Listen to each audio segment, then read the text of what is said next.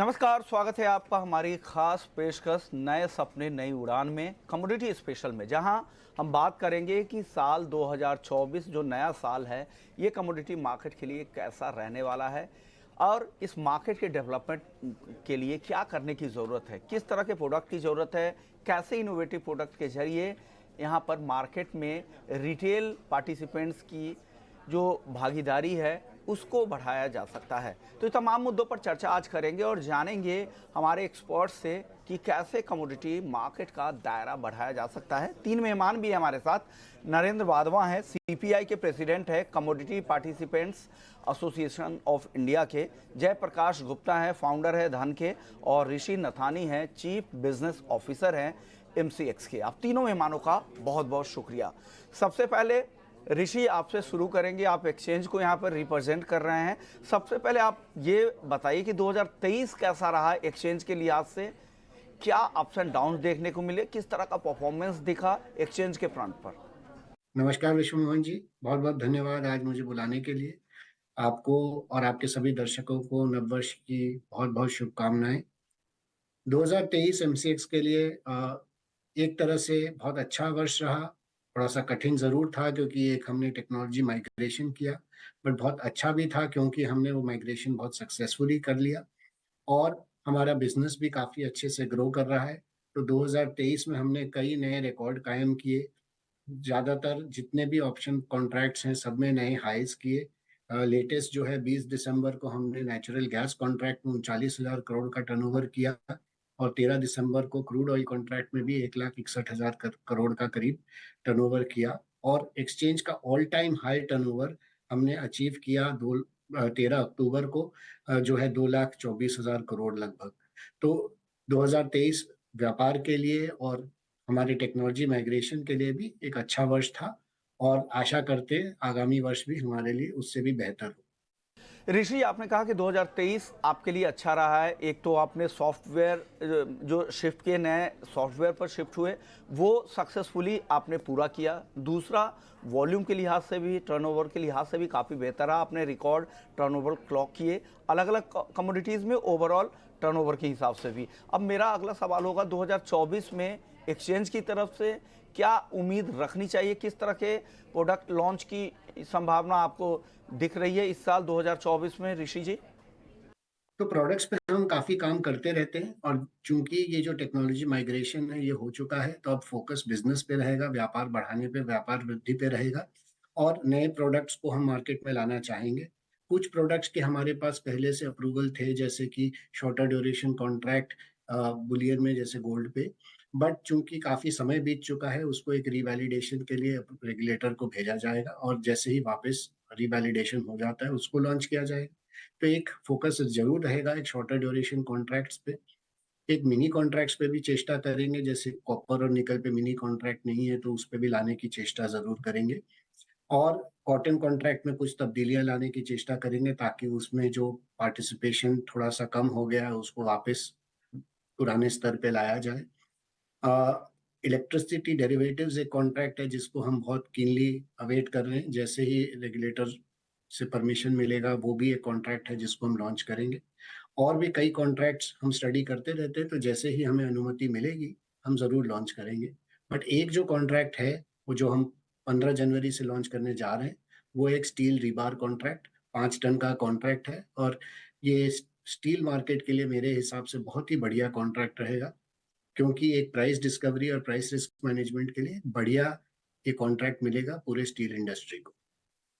नरेंद्र वाधवा साहब, अब आपसे मेरा सवाल होगा कि 2023 कमोडिटी मार्केट के लिहाज से एसोसिएशन की नज़र से अगर आप देखें तो कैसा रहा है, और 2024 में क्या करने की ज़रूरत है, जो कमियां रह गई थी पिछले सालों में उसे कैसे दूर किया जा सकता है और कैसे इस मार्केट को बेहतर बनाया जा सकता है। वाधवा जी।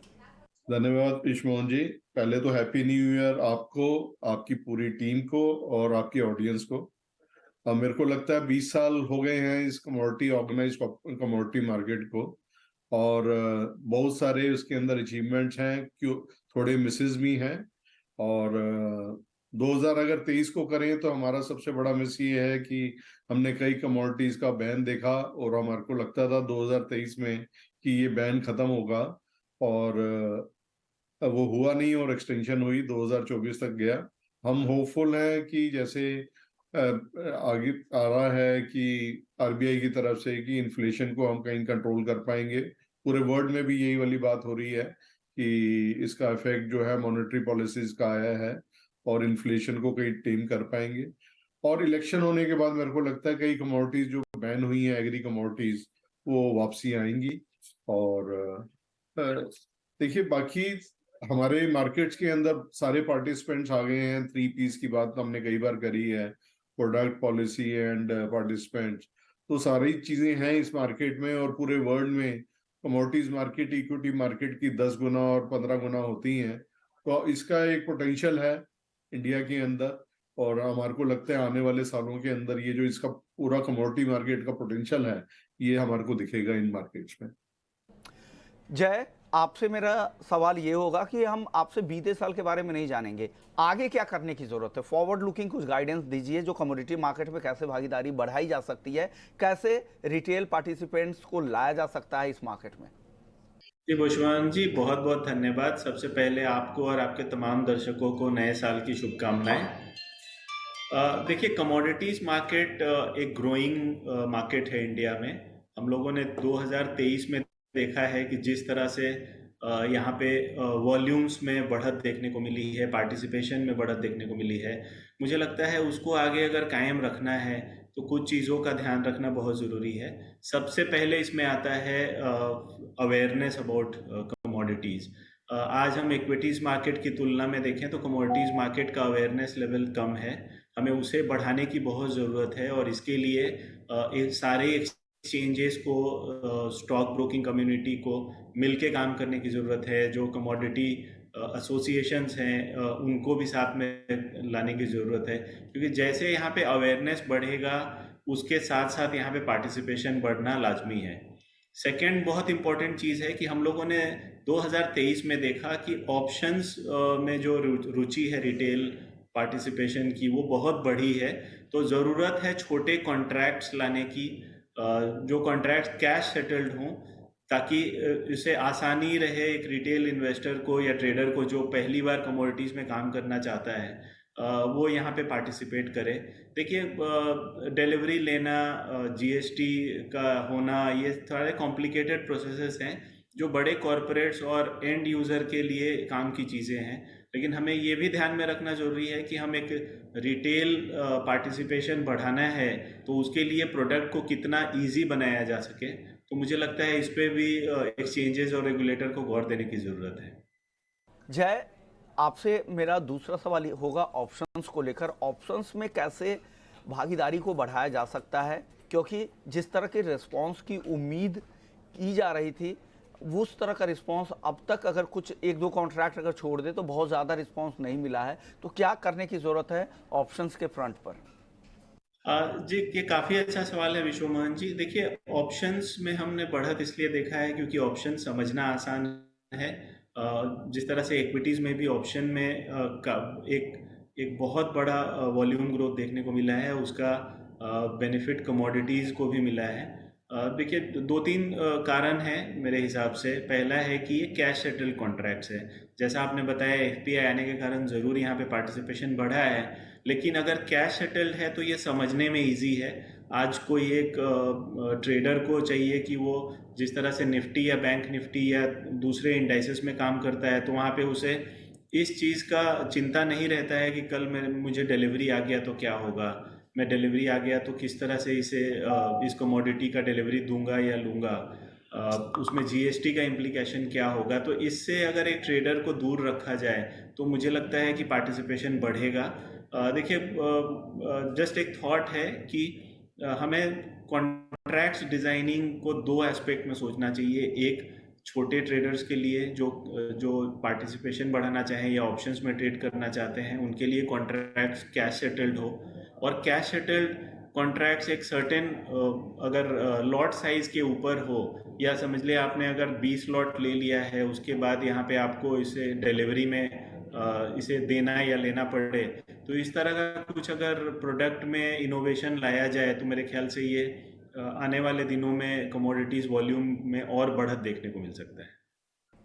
ऋषि जी, आपसे भी मेरा सवाल होगा। आपके पास क्रूड और नेचुरल गैस जो कैश सेटल कॉन्ट्रैक्ट है, वहाँ तो भागीदारी खूब हो रही है ऑप्शंस में, लेकिन बाकी कॉन्ट्रैक्ट गोल्ड सिल्वर में हालांकि थोड़े बेहतर ज़रूर है, लेकिन बाकी कॉन्ट्रैक्ट में उस तरह की भागीदारी नहीं दिख रही है।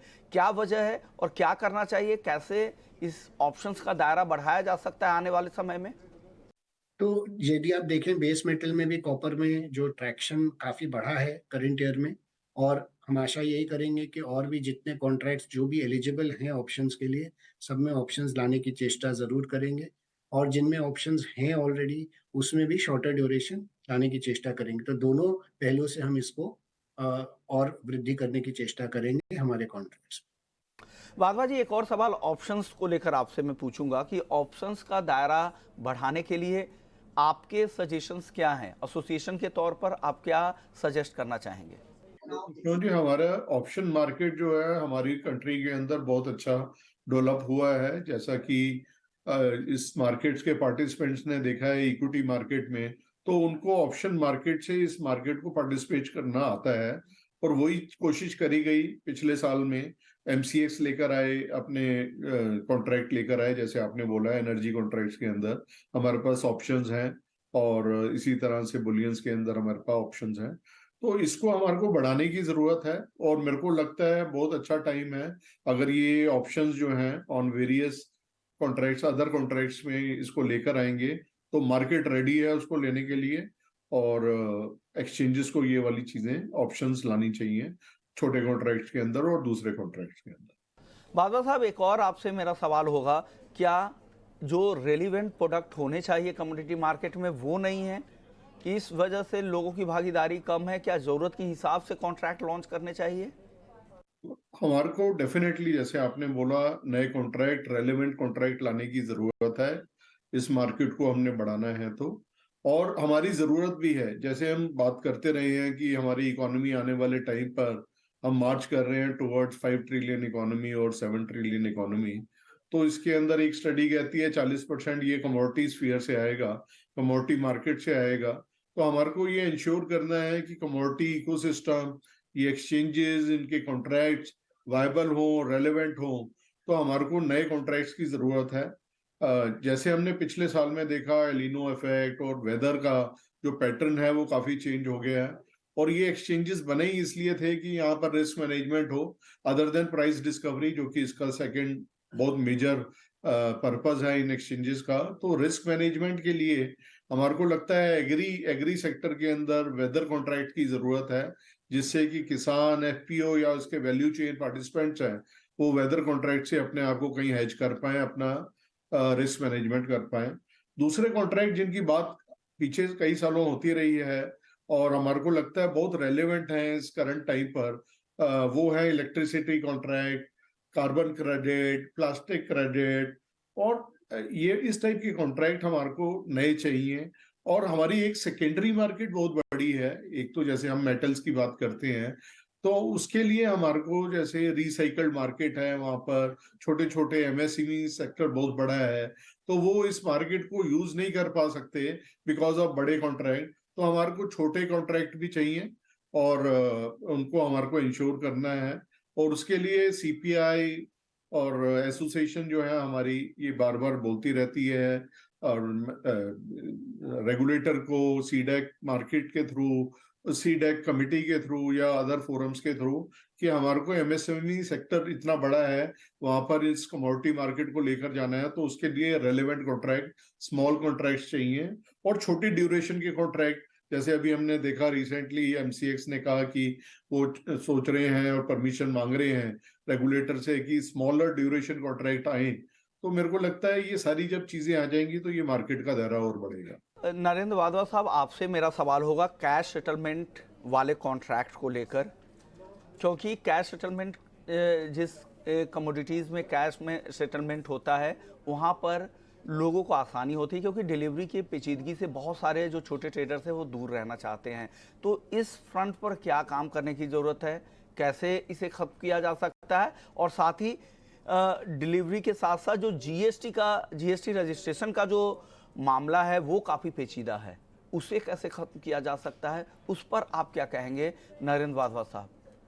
विश्वमोहन जी, हमने देखा है पिछले सालों में म्यूचुअल फंड, एआईएफ, एफपीआईज इस मार्केट में अलाउ करे गए कि वो इस मार्केट को इसको यूज करें और इसके अंदर पार्टिसिपेट करें। तो वहां पर भी रिटेल तो एक बात है, बाकी ये प्लेयर जब आए तो उनके साथ हमारी कंटिन्यूअस बात हो रही थी कि वो पार्टिसिपेट क्यों नहीं कर रहे, तो क्या वजह है। तो उसके अंदर एक डिलीवरी एक बहुत बड़ा इसके अंदर इशू है, जिसको हमारे को आगे प्लग करना है। हमने टेकअप भी करा है और आगे लगता है कि बजट, जब पूरा बजट आएगा तो हम उसको टेकअप करेंगे। उसके अंदर जीएसटी एक बहुत बड़ा इशू है।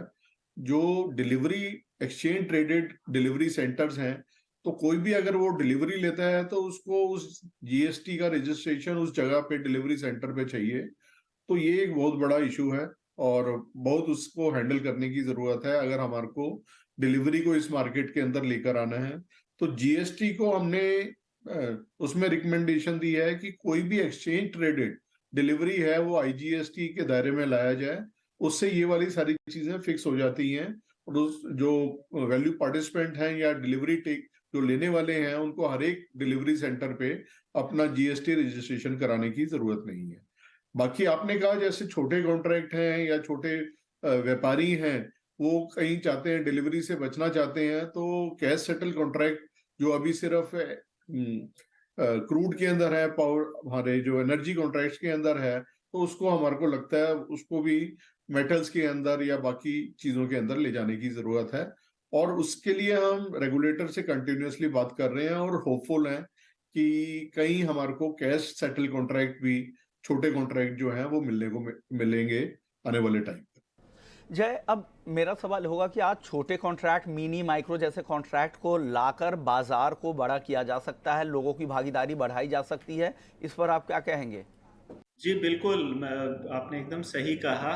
देखिए, किसी के लिए भी आज बड़ा मार्जिन देके एक नए प्रोडक्ट, एक नए सेगमेंट में आना थोड़ा सा एक चैलेंजिंग रहता है और एक ट्रस्ट इशू रहता है। अगर आपके पास छोटे कॉन्ट्रैक्ट्स हैं, माइक्रो कॉन्ट्रैक्ट्स हैं, तो कोई भी यहाँ पे एक वाटर टेस्टिंग के हिसाब से आके ट्रेड कर सकता है, देख सकता है, समझ सकता है कि मैं इस कमोडिटी में ट्रेड कर रहा हूँ तो मुझे क्या क्या इन्फॉर्मेशन की ज़रूरत है। मेरा पहला स्टेप होगा तो वो मैं लर्निंग के तौर पे ही करूँगा। तो हमेशा छोटी शुरुआत अच्छी होती है। तो आई थिंक छोटे कॉन्ट्रैक्ट्स आने के कारण यहाँ पे हम वॉल्यूम में बहुत ज़्यादा स्पर्ट देख सकते हैं और पार्टिसिपेशन भी उसी हिसाब से बहुत ज़्यादा बढ़ेगा। ऋषि नथानी जी, अब अगला सवाल मेरा होगा शॉर्ट ड्यूरेशन कॉन्ट्रैक्ट को लेकर। गोल्ड सिल्वर जो ऑल्टरनेट मंथ पे जो कॉन्ट्रैक्ट होते हैं, अगर मंथली कॉन्ट्रैक्ट है या और भी छोटे ड्यूरेशन के कॉन्ट्रैक्ट आने से कुछ बात बनेगी, इससे भागीदारी और ज़्यादा बढ़ सकती है क्या? इस पर क्या कहेंगे? और आप लोगों की जो ये छोटे ड्यूरेशन वाले कॉन्ट्रैक्ट लॉन्च की क्या योजना है, इस पर क्या काम हो रहा है सर? हाँ, आशा यही करूंगा कि अभी एक बार मंथली आएंगे और आगे चल के अगर कॉन्ट्रैक्ट्स में मार्केट पार्टिसिपेशन अच्छा चलता है तो हम और कंसीडर कर सकते हैं कि जैसे जितना शॉर्टर ड्यूरेशन लाया जा सके, बट अभी तो मंथली की ही चेष्टा करेंगे। जय, अब आप ऐसे 5 की पॉइंट्स बताइए जो कमोडिटी मार्केट के डेवलपमेंट में काम आ सकते हैं। कौन से ऐसे की पॉइंट्स हैं जिस पर काम करने की सबसे ज़्यादा ज़रूरत है? विश्वमोहन जी, देखिए, सबसे बड़ी ज़रूरत है आज फिनेंशियल लिटरेसी और अवेयरनेस की। आज अगर हम इक्विटीज़ मार्केट की तुलना में कमोडिटीज़ मार्केट का अवेयरनेस लेवल कम है, तो इसके लिए कलेक्टिव एफर्ट चाहिए। एक्सचेंजेस, स्टॉक ब्रोकिंग कम्युनिटी और brokers association, commodities participation association, ये सारे मिलके अगर हम काम करें तो यहाँ पे हम पार्टिसिपेशन और अवेयरनेस दोनों बढ़ा सकते हैं। दूसरी चीज़ की ज़रूरत है हमें कॉन्ट्रैक्ट्स को रिविजिट करना।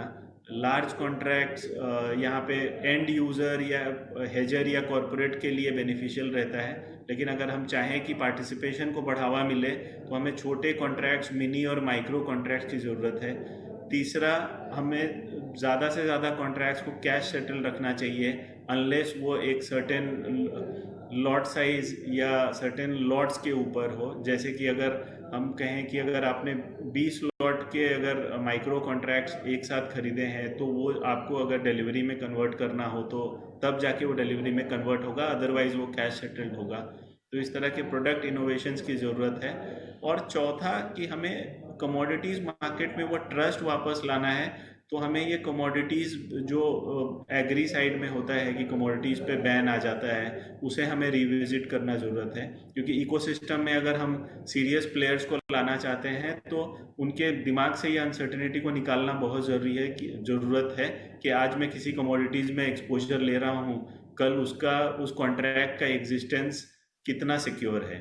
तो ये कुछ चीज़ें हैं जिस पे मुझे लगता है ध्यान देने की ज़रूरत है, और आने वाले दिनों में जिस हिसाब से अंडरस्टैंडिंग ऑफ मार्केट्स बढ़ रहा है, हम रिटेल पार्टिसिपेशन को देख रहे हैं, वो रुचि ले रहे हैं फिनेंशियल और कैपिटल मार्केट्स में, तो ये कुछ स्टेप्स अगर हम लें शुरुआती दिनों में, तो मुझे लगता है ये कमोडिटीज़ मार्केट को बहुत बड़ा बढ़ावा दे सकता है।